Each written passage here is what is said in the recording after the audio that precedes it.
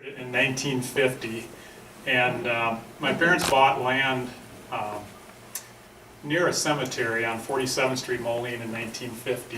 This is a quote from my father, Ed Meyer, about his dad, Ed Meyer. My dad just loved flowers. That's what put us in business. And go ahead and go to the next slide here. But hang on one second. There we go. Got it? Okay. This is Ed Meyer Senior, my grandfather, whom I never met. He died before I was born. Oh, I do need to acknowledge Joyce over here, my dad's sister, and my aunt too. I'm sorry, Joyce, I missed you there.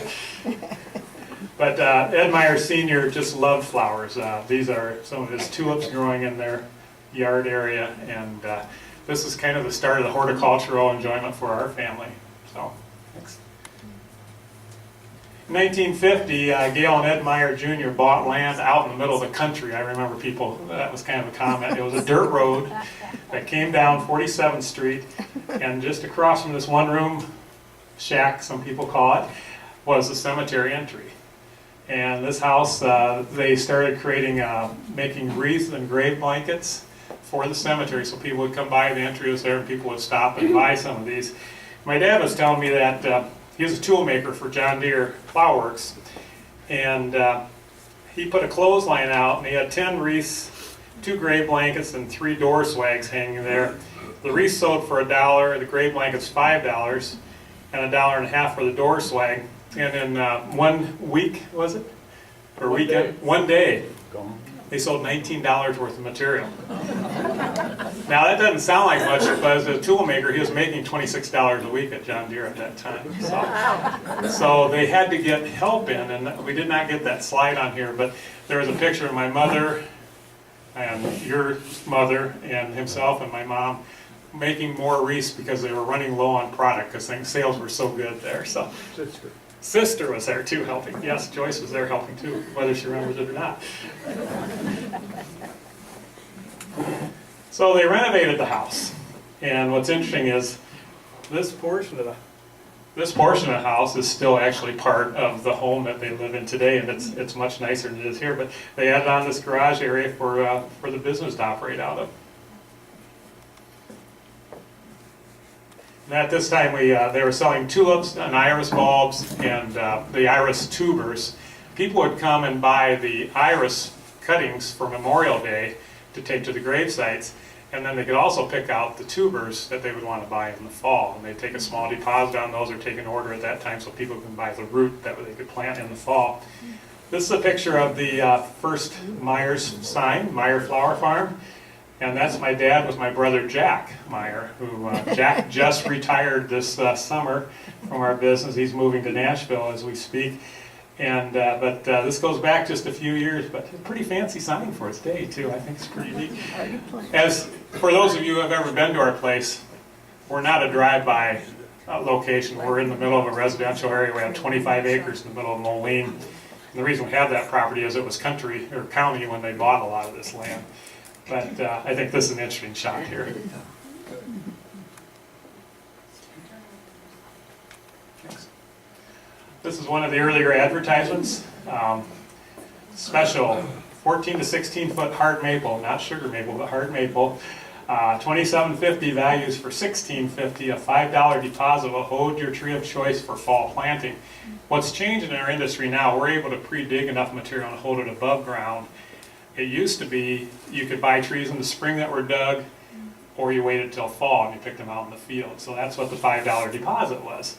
1,200 trees to choose from. Our area in Moline now, our sales area, for those of you who have been there and those who have not, we welcome you to come visit. But it was all growing fields, and the plant material was just to the south of the property where my brother's home sits today. So the areas that we use for sales now were actually our production fields, and now we've moved our production elsewhere, of course, to have the ground that we have in town. But the 1,200 trees, do we tell where you started getting your trees, Dad? Or? The sugar maples were growing in the woods behind our homes. So he actually dug them out of the woods, lined them out in the field, and quite an entrepreneur, and produced them into nice quality trees for people to buy. Pin oaks came from a swamp. And pin oaks, we used to go over the Wapsie Swamp along the Wapsie-Pinnacon River, and we would dig the bare root trees there and bring them back. I'll get to how we planted those in a little bit here. Okay. This is my brother Jack and I with the tree dolly or tree cart, learning the business. This is what I was talking about.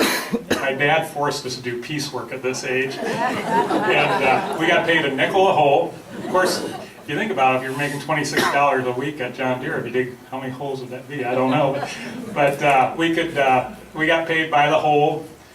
But honestly, we didn't get paid because when I was going to buy my wife a diamond, I had to go to my mother and say, I had all my hours written down. I said, can I get paid some money? She goes, what do you need that for? And I said, well, I got a diamond picked out for my fiance, and so things have changed a lot. We pay bi-weekly now. So.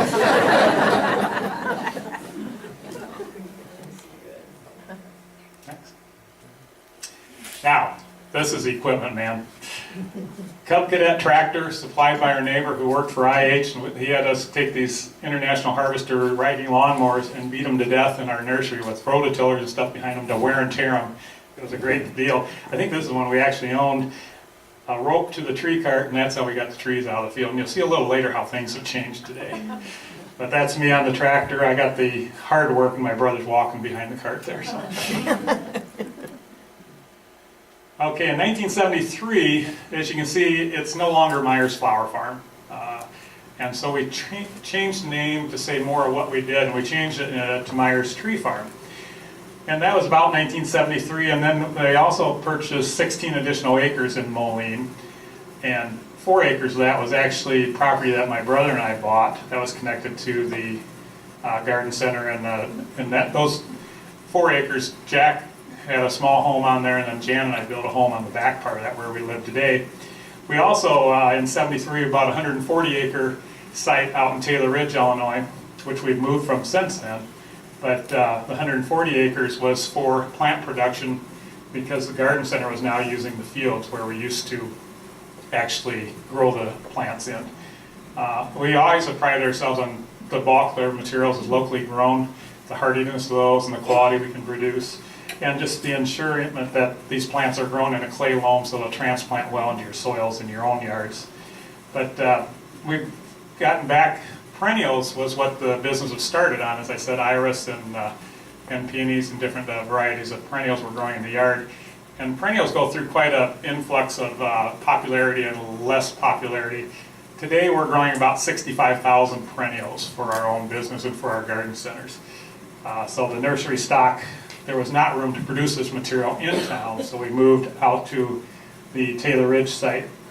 We also built a separate office building at this time. We were still operating out of the kitchen, and maybe some of you have been around long enough, you used to come for there's one patting him on the shoulder. You come up to the kitchen, have a cup of coffee, maybe some dessert, and then you go out and buy plants any time of day. And my wife Jan, at the time my girlfriend Jan, she came in and she was there for dinner one time. She goes, don't you guys have hours? And also, don't you ever get your billing done, Gail? When the company would come over, my mom would stuff all the billing into the cabinet and forget it. So that's how my wife got started. She's our office manager today. That's how she got started in the business, was actually helping Gail Meyer do the typing and billing on a very up-to-date antique typewriter, too, with carbon paper. And then Jack and I entered the business in the mid-70s. Jack also graduated from University of Illinois with a degree in ornamental horticulture. And he was 74 and I was 76 graduate.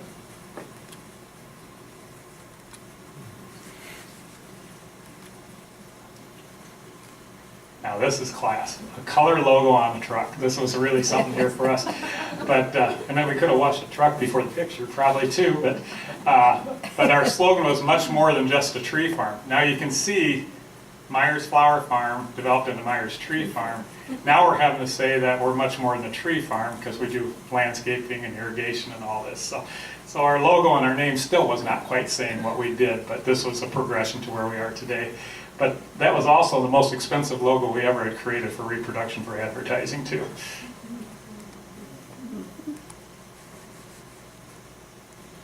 You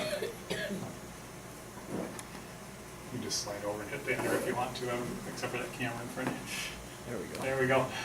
Another ODAD that was run, you can see things have not changed. Prices are still very similar to this. Perennials are about $16.50 and trees used to be $16.50, I guess, but and evergreens. But it's kind of fun to look back. Balled and earth and ready to go. I thought that was kind of fun too. So, but balled and burlapped in the field is what that means, and ready to go into your own yard for transplant. Okay.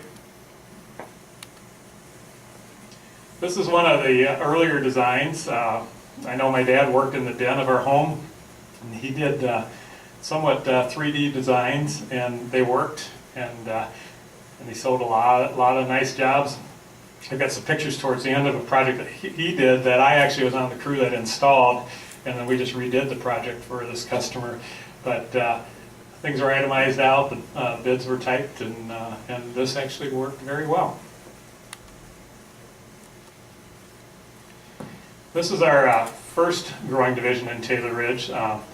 This would be the office and the shop area, and over there is my brother Jack with one of our first dump trucks with artwork on the door too, pretty cool.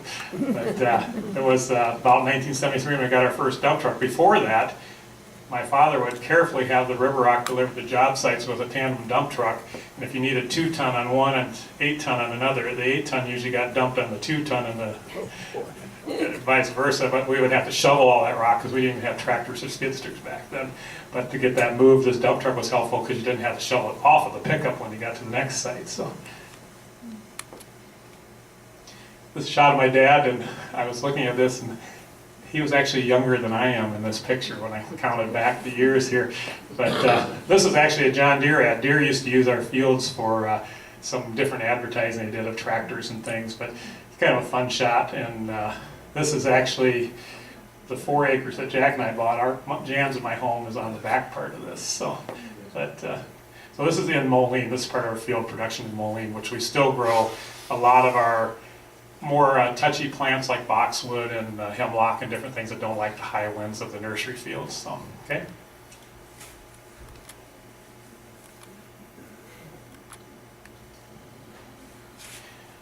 Hand digging and tree spading. This is one of our crews that's digging this plant here that was actually too big for our tree spade to dig. So this is hand ball and burlapping, and that probably weighs about 1,800 pounds, that ball of dirt that the guys are working around there. And then this is part of our new site in Taylor Ridge, the field production of trees.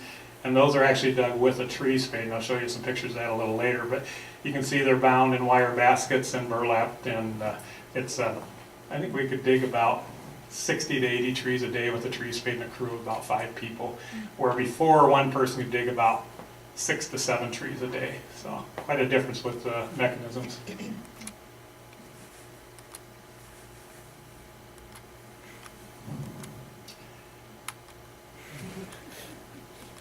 Why don't you just, okay. It's working. It's on the wrong side of the computer, is the problem with it.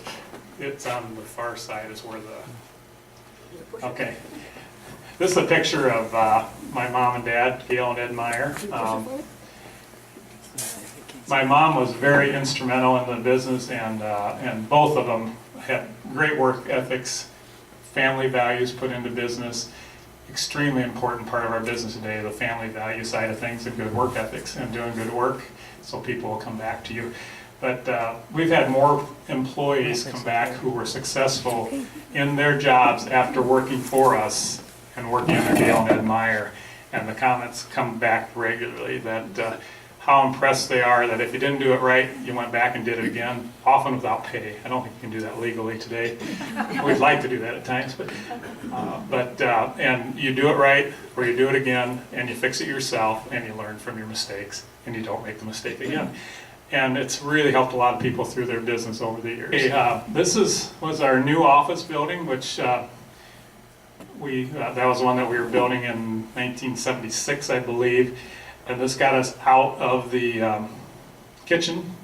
I remember this was a door into the time clock room. This was a door into the office because they didn't want our muddy feet in the office. We could wear our muddy feet into the kitchen, but not into the office, I guess. I think that's because my wife Jan was part of the office at that time.